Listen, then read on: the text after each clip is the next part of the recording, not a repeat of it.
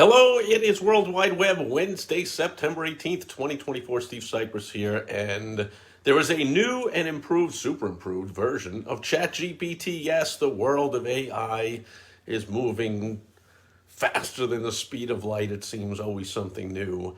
ChatGPT 5, by the way, is the word is that will be the most major jump in AI capabilities that we've seen so far in the short time since ChatGPT exploded on the scene less than 2 years ago. But right now, less than a week ago, OpenAI, the company that brought us ChatGPT, has introduced OpenAI O1. That's what they're calling it. So we have ChatGPT 4.0 is the latest version that pretty much everyone is using, but now there's OpenAI O1 that is, I think, 8 or 10 times more capable when it comes to complex reasoning. So it's really interesting. This OpenAI O1 thinks and considers answers. So it can take 5 seconds, 10 seconds, 20 seconds, which of course seems like forever. You're like, what? Did I do something wrong? Is it not working? What's going on? Or is it, fake? I mean, I know the founder of Priceline, the the uh, the airline pricing software online thing that came out a couple of decades ago and revolutionized the world. And he explained that when you put in like where you wanted to go and you did a search, there would be a little hourglass pop up, and he said that was all fake.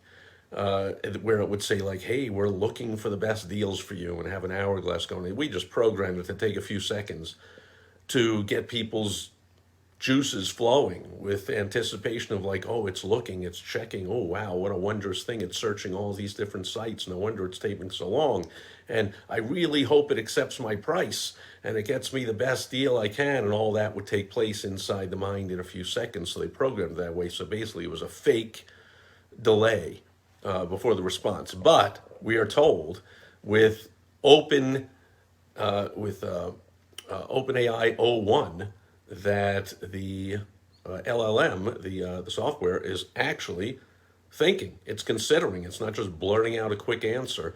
So this makes it really much better at complex reasoning.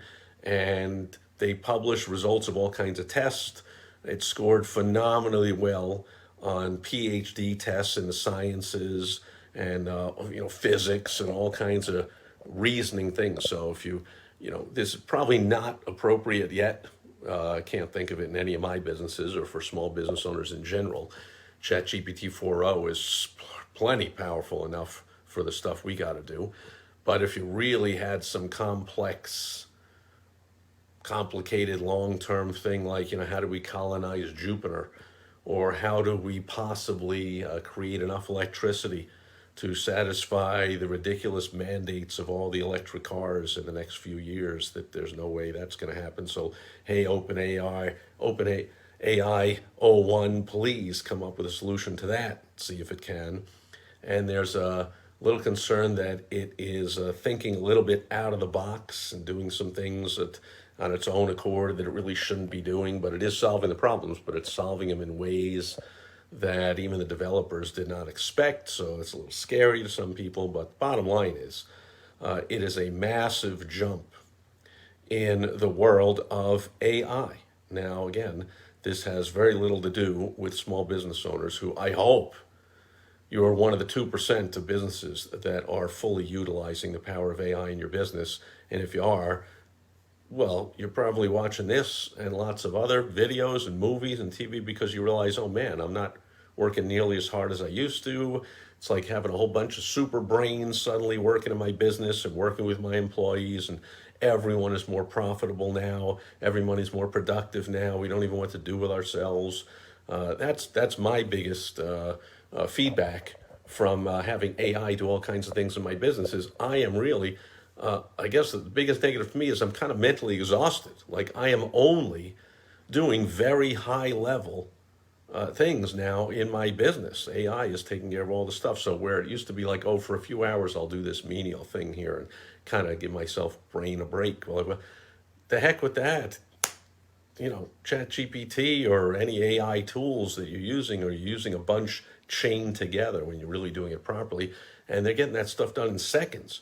So one after the other, big thinking projects, like all the research is done, all the prep is done, and then it's like, ooh, now it's up to me to really strategize with my business partners or with my clients on what to do about this. Everything is very high level, so less time working, but possibly more, certainly more a lot less physical energy, but maybe more mental energy, which is exciting because my employees, my business partners, my clients are all telling me they really enjoy operating at their highest capacity and no longer having to do the menial stuff that AI does. Now, a couple of limitations, by the way, of this newest O1 out from OpenAI is number one, you cannot attach documents to it yet, which of course we can do with ChatGPT 4.0. So you can't really input data and information to it as easily as you can right now with GPT 4.0. And second thing, oh yeah, it can't surf the web. So I think it was trained only up until October last year or something. So that's like when ChatGPT originally came out and said, hey, I can't answer that. I only know what I know up until a certain date. So that happens also now with this O1 version, which likely those two things will be solved soon, but it is brand new, as are so many things in the world of AI. Things are moving quickly, and already if you're still thinking like, I know, I'll tell you, I can relate if you're thinking like I was when I first started using AI. I was overwhelmed, confused, a little bit scared, unsure, but I knew I had to get going with it. And that was a bunch of iterations back. Pretty soon, if you're not getting going with this thing, well, anyway, you can choose to never get going with it if you want. But opportunity is huge to grow by leaps and bounds and outdo your competition, leave them in the dust. If I were you, I mean, I know in my businesses, I want to do that to my competitors before they do it to me. Anyway, check out OpenAI's